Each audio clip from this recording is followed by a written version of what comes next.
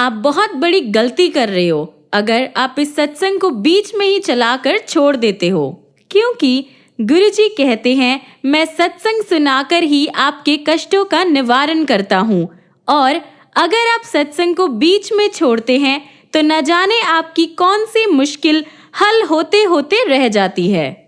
जय गुरुजी, शुक्राना गुरुजी। जय गुरुजी संगत जी। आइए संगत जी, आज हम जानेंगे कि कैसे गुरुजी महाराज ने एक कपल जो बहुत सालों बाद अपने घर वापस आए यानी इंडिया वापस आए और उनको गुरुजी ने ब्लेस किया, उनको आश्रय दिया। जय गुरुजी, शुक्राना गुरुजी। आगे बढ़ने से पहले आप अपने चैनल गुरुजी सत्संग वर्ल्ड को सब्सक्राइब कर लीजिए ताकि आपको गुरुजी महाराज के ऐसे वीडियोस, ऐसे प्यारे प्यारे चमत्कार और बहुत सारे सत्संग रोज़ रोज़ सुनने को मिले। और साथ ही संगत जी इन सत्संग को, इन वीडियोस को अपने दोस्तों के साथ, अपने गुरु परिवार के साथ शेयर कीजिए ताकि वो भी जल्द से जल्द हमारे गुरुजी महाराज से जुड़ सके और उनकी ब्लेसिंग्स को पा सके। जय गुरुजी।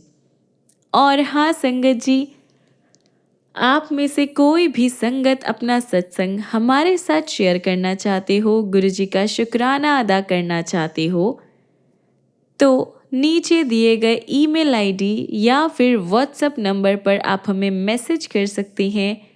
आपके सत्संग भी बहुत जल्द ही शेयर किए जाएंगे। जय गुरुजी, शुक्राना गुरुजी। आज का पहला सत्संग है मीरा जौहर आंटी का। जौहर कपल 5 साल पहले न्यूयॉर्क से इंडिया वापस आए थे। उनकी वापसी तनाव रहित नहीं थी और ना ही प्यारी थी जैसा वो सोच कर आए थे। उन दिनों मीरा जौहर अक्सर अपनी असंतुष्टता को प्रकट करती थी कि उनका मार्गदर्शन करने के लिए कोई नहीं था। ये सब अगस्त 2006 में बदल गया। उनके पड़ोसी श्री और श्रीमती भाटिया, जो जौहर कपल की तरह ही प्रॉपर्टी का काम करते थे, उन्हें उनके पास चलने को कह रहे थे, जिन्हें वह बस गुरुजी कहकर संबोधित करते थे। अनिल जौहर को समझ नहीं आ रहा था कि इस प्रस्ताव के बारे में वो क्या करे। एंड में जौहर कपल एक शाम उनके साथ चलने के लिए मान गए। भाटिया कपल के साथ जाते टाइम मीरा अपने 8 साल के जुड़वा बच्चों के बारे में सोच रही थी, जिन्हें वो घर पर ही छोड़कर जा रहे थे।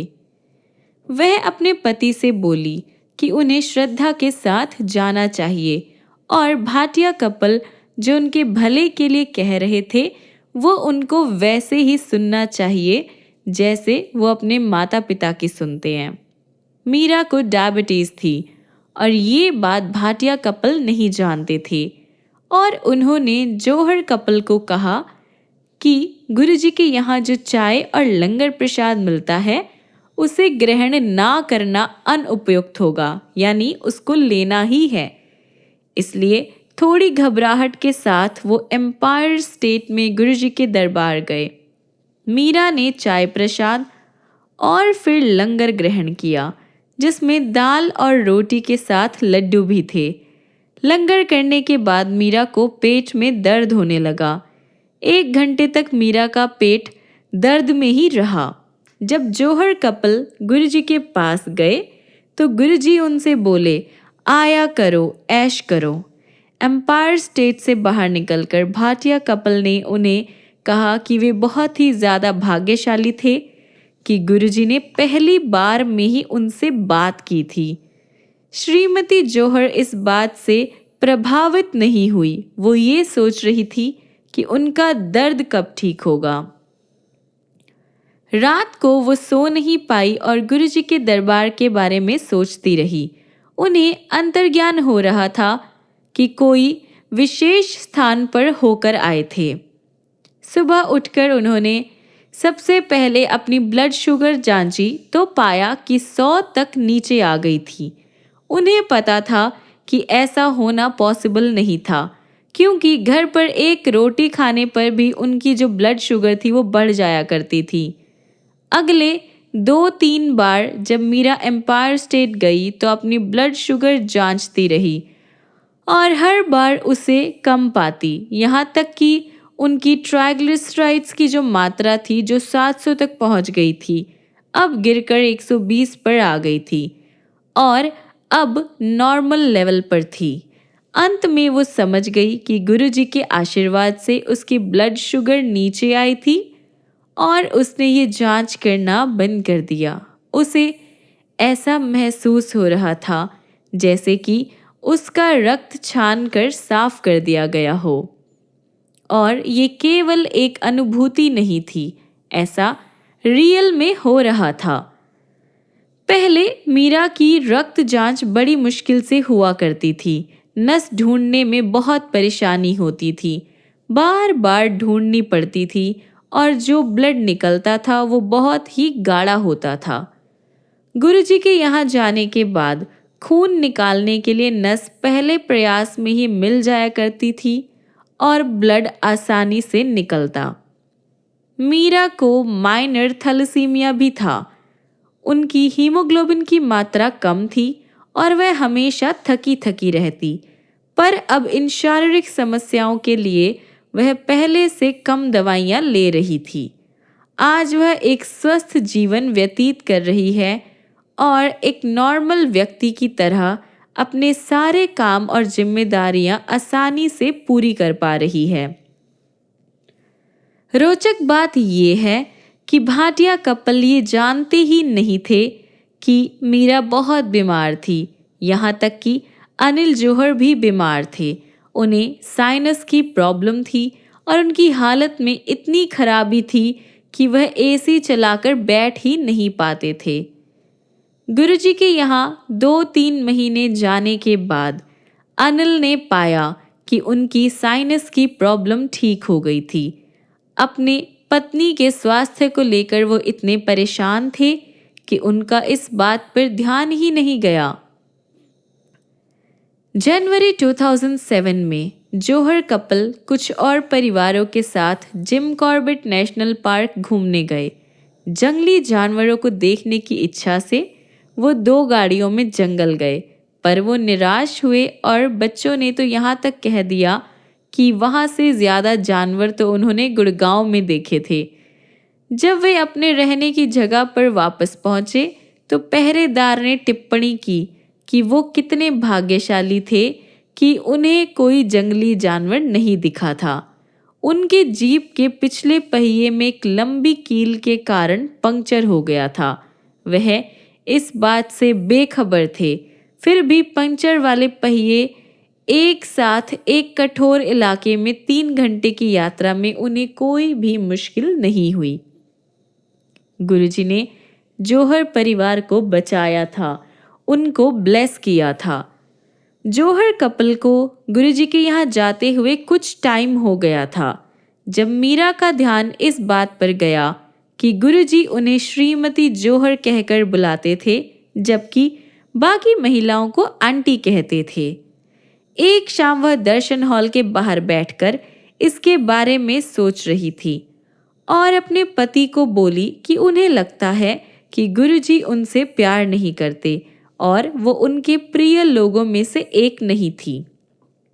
कुछ मिनटों बाद जब आज्ञा लेने का टाइम आया, गुरुजी ने मीरा को एक लिफाफा देते हुए कहा, मीरा आंटी, लव लेटर।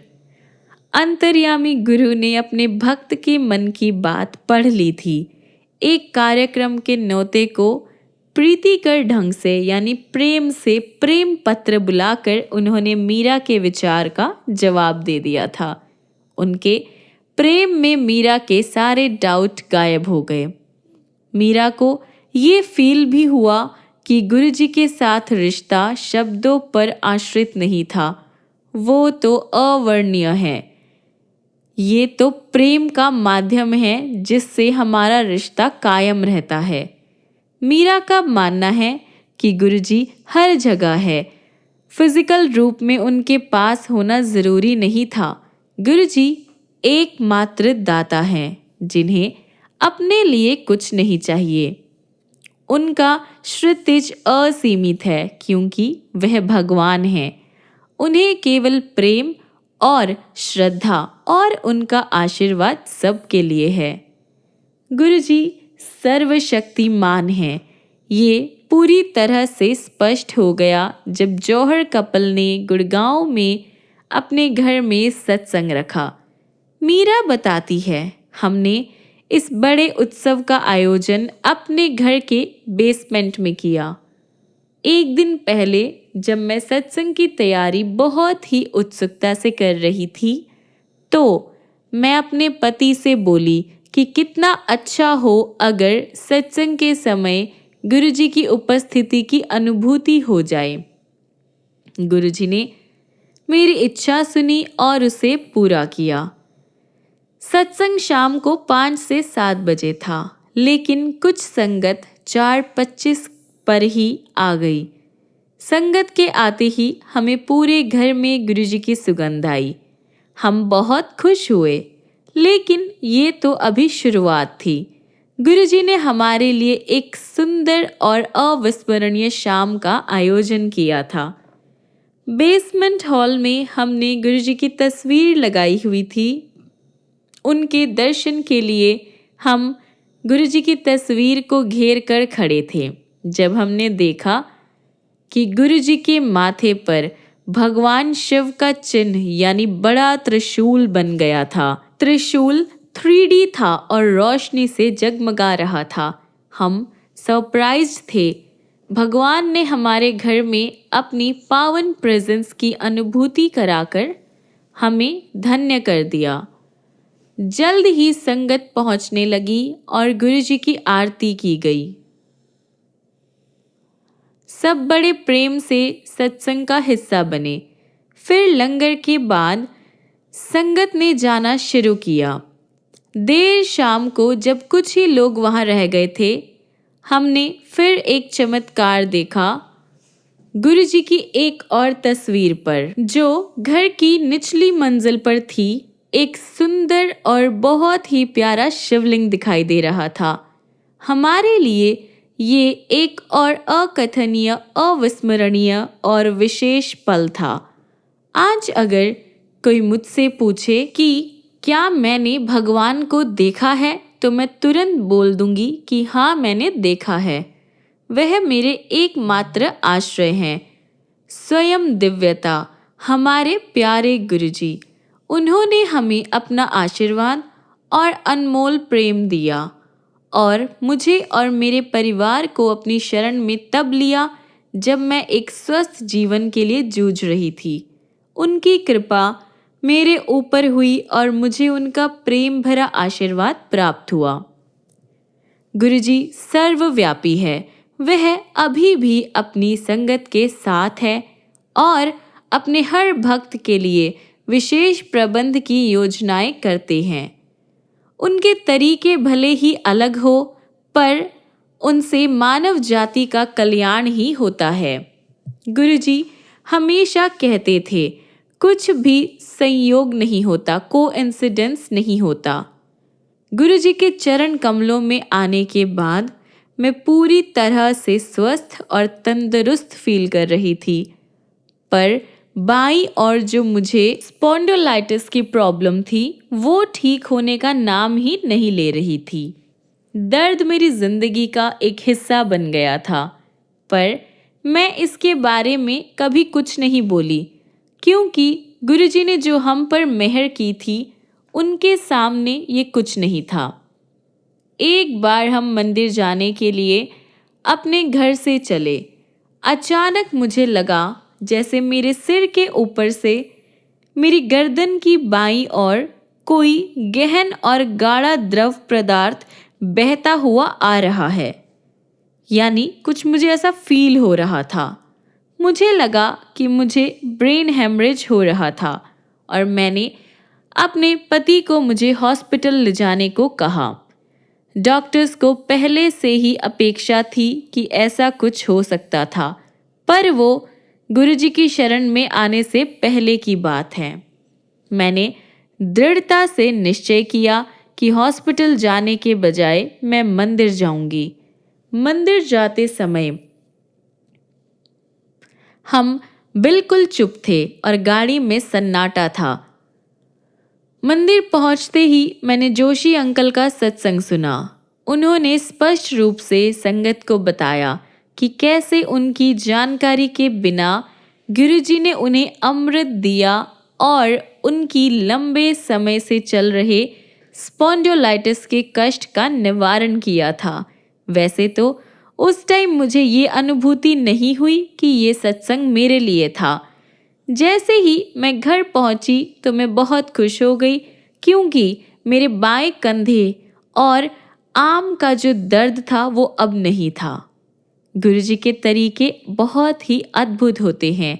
उन्होंने मेरा इलाज किया और निर्वत्ता से सत्संग के माध्यम से मुझे इस बात से अवगत भी करा दिया। गुरुजी हमारा जीवन सहजता से चला रहे हैं। हम सबको ये अनुभूति होती है कि हमें कोई नुकसान नहीं पहुंचा सकता। 8 सितंबर 2008 को मैंने ग्रेटर कैलाश मार्केट जाने का सोचा था। क्योंकि हम गुड़गांव में रहते थे, हमारा दिल्ली जाना अधिक नहीं हो पाता था और खरीदारी के लिए दिल्ली जाने को लेकर मैं बहुत उत्सुक थी। पर उसी सुबह को मुझे स्पॉन्डिलोलाइटिस का बहुत ही ज़्यादा दर्द उठ गया। ग्रेटर कैलाश जाना तो अब इम्पॉसिबल था और उसके स्थान पर पहुंचकर मुझे उपचार के लिए आर्टेमिस हॉस्पिटल जाना पड़ा। मैंने गुरुजी से पूछा कि क्या मैं कुछ गलत कर रही थी जिसके लिए मुझे ये कष्ट उठाना पड़ रहा था। वैसे तो गुरुजी ने इसका उपचार पहले ही कर दिया था। पूरा दिन मैं रो रही थी और मन में गुरुजी से बात किए जा रही थी, पर मुझे कोई जवाब नहीं मिला। देर शाम को हमने समाचार देखा कि ग्रेटर कैलाश मार्केट में बम विस्फोट हुए थे, यानी बम ब्लास्ट हुआ था। क्योंकि मैं बहुत दर्द में थी, मैं इस बात का परस्पर संबंध जो था वो नहीं कर सकी। एक पूरा वीक निकल गया। मैं हॉस्पिटल जाती रही, पर मुझे ना के बराबर आराम मिला। वीक के एंड में मंदिर से वापस आते टाइम हमने गुरुजी की सीडी के बजाय रेडियो चलाया। उसमें कैलाश खेर का गाना चल रहा था, जिसके बोल थे, अल्लाह के बंदे हंस दे, दर्द भी तेरा काम आएगा। ये गाना है, टूटा टूटा एक परिंदा ऐसा टूटा। मैं और मेरे पति सोच में पड़ गए कि क्या इसमें हमारे लिए कोई संदेश था। मुझे जो इतना दर्द हुआ था वो मेरी भलाई के लिए था, क्योंकि अगर मुझे वो दर्द नहीं होता तो मैं उस दिन वो बम ब्लास्ट की जगह आवश्यक जाती और वो तो बहुत बड़ा अनर्थ साबित होता। बाद में मुझे पता चला कि गुरुजी ने और भक्तों को भी अन्य माध्यमों से ग्रेटर कैलाश जाने से रोका था। जहाँ तक मेरे स्पॉन्डिलोलाइटिस का सवाल था, वह पूरी तरह से ठीक हो गया। अब मैं जानती हूँ कि दर्द और दवा दोनों ही गुरुजी की देन है। गुरुजी के साथ हमारे असंख्य अनुभव है और कितनी बार तो हमें पता भी नहीं चलता कि गुरुजी कैसे हमारा बचाव करते हैं। ये एक यात्रा है जो हम सभी कर रहे हैं। एक बार हम गुरुजी को समर्पण कर ले और उन्हें अप्रतिबंधित प्रेम करें, तो हमें गुरुजी से चमत्कारी और अविश्वसनीय आशीर्वाद प्राप्त होते हैं। उनके आशीर्वाद अपार है, परंतु वह हमेशा इस बात पर कहते थे कि हमें उनसे कुछ नहीं मांगना चाहिए, क्योंकि वह भगवान हैं और जानते हैं कि हमारे कब क्या आवश्यकता है। उनके चरण कमलों में स्वर्ग है। भगवान स्वयं धरती पर आए और हमारे बीच रहे हैं। गुरुजी भगवान हैं, गॉड। जी से गिवर, देने वाले। ओ से ओमनी प्रेजेंट, सर्वव्यापी, और डी से डिवाइन, दिव्य। मैं आपको विश्वास दिलाती हूँ कि आप आंखें बंद करेंगे तो उनसे बात कर पाएंगे। वह अपने सब भक्तों के अंदर ही रहते हैं। वह हमारे बुरे कर्मों को साफ करके उनकी पीड़ा कम कर देते हैं। इसके परिणाम स्वरूप वो नेगेटिविटी को पॉजिटिविटी में कन्वर्ट कर देते हैं, जिसके कारण हम मानसिक, शारीरिक और आध्यात्मिक रूप से ऊपर उठते हैं। उनके दिव्य हस्तक्षेप से न केवल हमारा जीवन बदल जाता है, साथ ही उनका भी जो हमारे प्रिय है। मैं आदर पूर्वक गुरुजी के आगे सिर झुकाकर प्रणाम करती हूँ और उनसे प्रार्थना करती हूँ कि मुझे और मेरे परिवार को सदा अपनी शरण में रखे। जय गुरुजी, शुक्राना गुरुजी। आइए संगत जी, अगला सत्संग हम सुनेंगे राकेश गुप्ता। जब कोई नहीं आता, मेरे गुरुजी आते हैं। स्टॉक मार्केट में मुझे कई बार फाइनेंशियल नुकसान उठाने पड़े थे, पर मैं ये नहीं समझ पाया कि ये व्यापार मेरे लिए ठीक नहीं है। गुरुजी की शरण में आने के बाद जनवरी 2006 में मैंने शेयर का व्यापार बंद कर दिया और तब मुझे एहसास हुआ कि अब मैं मेंटली और फाइनेंशियली दोनों ही तरह से ज़्यादा पीसफुल था। दुर्भाग्यवश अपने पहले हुए नुकसान का हर्जाना पूरा करने के लिए मैंने शेयर मार्केट में रुपया लगाया। कुछ महीने मुझे अच्छा मुनाफा हुआ। उस आधार पर मैंने अक्टूबर 2007 में इस्तीफ़ा देने का डिसाइड किया, पर गुरुजी ने मुझे ऐसा मार्च 2008 तक नहीं करने दिया।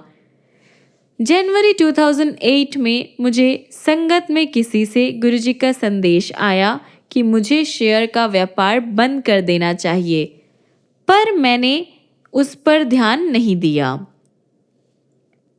उसी महीने थोड़े दिनों बाद मुझे फिर वही संदेश मिला, पर मैंने फिर उसे नज़रअंदाज कर दिया। अगले ही दिन स्टॉक मार्केट एकाएक गिर गया। जब 21 जनवरी को मैंने अपने नुकसान का हिसाब लगाया तो वह 1 करोड़ रुपए से ज़्यादा का था।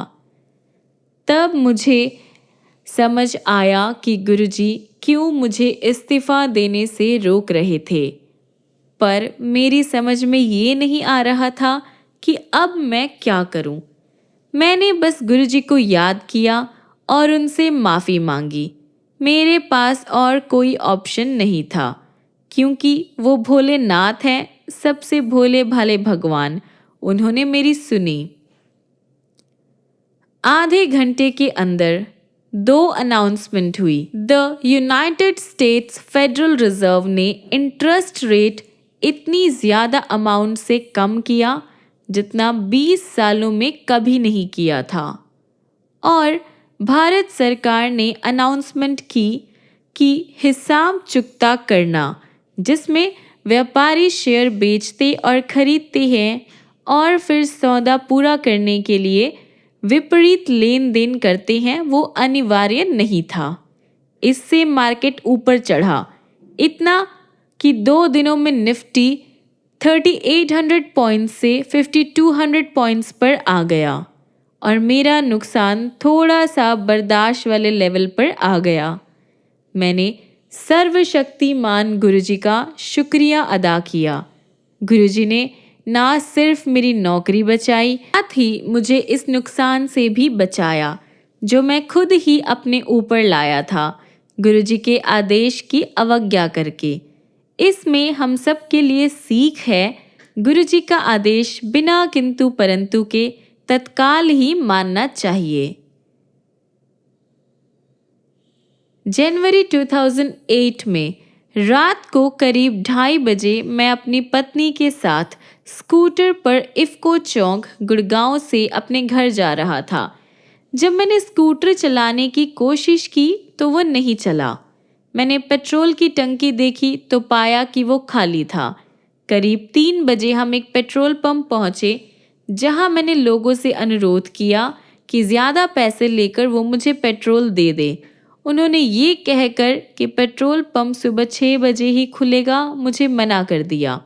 उन दिनों ठंड बहुत ज़्यादा थी, इसलिए पैदल घर जाना पॉसिबल नहीं था। तभी मुझे सत्संग याद आए जिनमें संगत की गाड़ियाँ बिना पेट्रोल के ही चली थी। मैंने गुरुजी का नाम लिया और एक बार फिर स्कूटर शुरू करने की कोशिश की।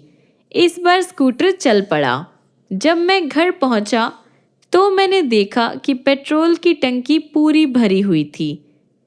गुरुजी के लिए कुछ भी नामुमकिन नहीं है, क्योंकि वह भगवान शिव है। मेरा साला और उनका परिवार 2006 में गुरु पूर्णिमा के दिन सहारनपुर से बड़े मंदिर आए। गुरुजी का दर्शन पाकर हम सब बहुत खुश थे। 3 साल बाद 2009 में गुरु पूर्णिमा के दिन वह फिर बड़े मंदिर आए। उस दिन समारोह के दौरान मेरे साले की पत्नी को उनकी गद्दी पर गुरुजी के दिव्य दर्शन हुए। कुछ समय बाद अगस्त में हमें सहारनपुर जाने का मौका मिला। मेरे साले का परिवार बहुत इच्छुक था कि वे गुरुजी का सत्संग अपने घर में करें, जैसे गुड़गांव में संगत के घर में होता है। गुरुजी की कृपा से उनके घर में शाम 4 से 8 बजे तक सत्संग हुआ और उसके बाद लंगर। अनडाउटेडली गुरुजी अपने आशीर्वाद के साथ वहीं मौजूद थे। बाजार से सजावट के लिए गुलाब खरीद कर लाने से पहले ही सुबह 11 बजे हमें सहारनपुर में गुरुजी की सुगंध आई। संगत के दौरान संगत को भी गुरुजी की मौजूदगी महसूस हुई। एक और बात ध्यान देने वाली है, सहारनपुर में नियमित रूप से शाम 4 बजे से 12 बजे तक बिजली जाती है, पर उस दिन उस एरिया में 1 मिनट के लिए भी बिजली नहीं गई। अगले दिन गुरुजी ने मेरी साली को ड्रीम में भी दर्शन दिए और सबको आशीर्वाद दिया। सितंबर 2009 में खराब खाने की वजह से मेरी बेटी बहुत बीमार थी। उसे बुखार, उल्टियाँ और दस्त थे। उसकी हालत इतनी खराब थी कि दवाइयाँ लेने के बावजूद वह 2 से 3 दिनों तक पानी नहीं पचा पाती थी। फिर गुरुजी की कृपा से हम सैटरडे को बड़े मंदिर गए। हमने हमारी बेटी की हालत की वजह से उसे चाय और लंगर प्रसाद मेन हॉल के बाहर ही लेने को कहा, परंतु जैसे ही हमने मंदिर में प्रवेश किया उसकी हालत में सुधार आने लगा और उसने चाय प्रसाद मेन हॉल में और लंगर मंदिर के बेसमेंट में किया। गुरुजी के आशीर्वाद से वह तुरंत ही ठीक हो गई। जो प्रमाणित दवाइयाँ 2-3 दिनों से कुछ नहीं कर पाई, गुरुजी के आशीर्वाद भरे प्रसाद ने एक क्षण में कर दिया। जय गुरुजी, शुक्राना गुरुजी। आइए संगत जी, हम अपने आज के सत्संग को यहीं पर विराम करते हैं और ख़त्म करने से पहले गुरुजी महाराज का मंत्र जाप करते हैं। ओम नमः शिवाय, शिवजी सदा सहाय। ओम नमः शिवाय, गुरुजी सदा सहाय। ओम नमः शिवाय, शिवजी सदा सहाय। ओम नमः शिवाय, गुरुजी सदा सहाय। ओम नमः शिवाय, शिवजी सदा सहाय। ओम नमः शिवाय, गुरुजी सदा सहाय। ओम नमः शिवाय, शिवजी सदा सहाय। ओम नमः शिवाय, गुरुजी सदा सहाय। जय गुरुजी, शुक्राना गुरुजी।